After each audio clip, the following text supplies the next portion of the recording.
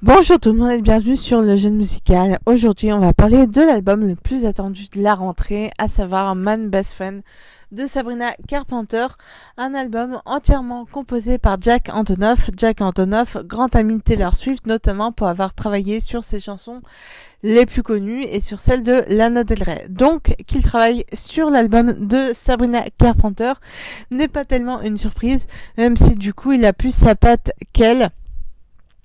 Sabrina Carpenter est une femme qui s'affirme. C'est une femme qui joue des codes des hommes et de son hypersexualisation en tant que femme. D'ailleurs, physiquement, elle nous rappelle une figure des années 50. Elle rappelle Marilyn Monroe. D'ailleurs, souvenez-vous de cette couverture de Vogue avec d'un côté Sabrina et de l'autre côté, Marilyn Monroe. C'est à ça qu'on fait référence, mais elle ne fait pas que référence à cette icône des années 50. Elle nous rappelle aussi Betty Boop, une autre figure féminine star des années 50, pour le coup, qu'on a beaucoup vu dans les dessins animés de l'époque. Pour autant, est-ce que Sabrina Carpenter est une icône à suivre? J'ai envie de vous dire oui, parce que comme on aimait les icônes Betty Boop et Marilyn Monroe, on adore Sabrina Carpenter qui s'affirme et qui se joue des codes, puisque elle est chouette. Elle a du style, elle a de bonnes chansons, elle a des chansons punchy.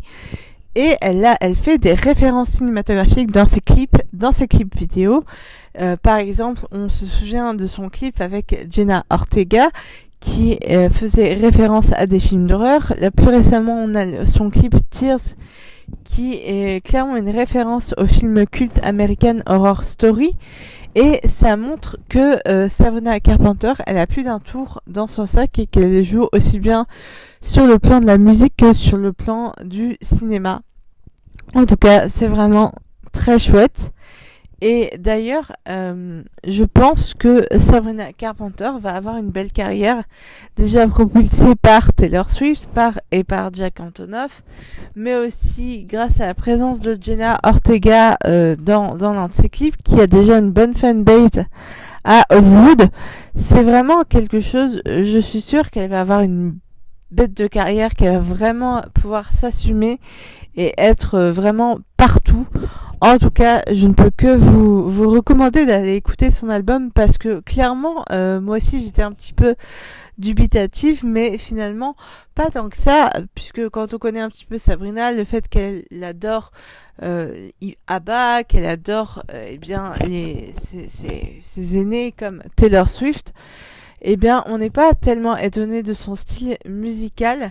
D'ailleurs, son album, il fait plus penser à une énorme comédie musicale type Mamma Mia, la comédie musicale avec des titres d'ABBA, qu'autre chose, puisque on sait très bien que maintenant on sait que Sabrina Carpenter est une fan de comédie musicale.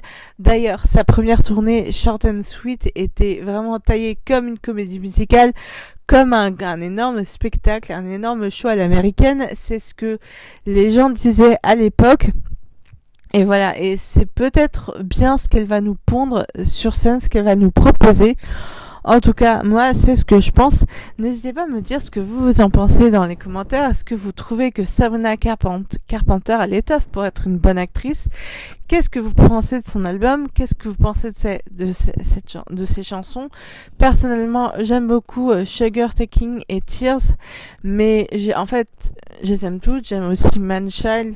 Vraiment, j'aime toutes ces chansons, même si j'ai quand même mes petites préférées. N'hésitez pas à me dire ce que vous en pensez dans les commentaires, à me faire peut-être un top des chansons de l'album que vous préférez. Nous, on se retrouve très bientôt pour une prochaine vidéo et un prochain sujet. Ciao!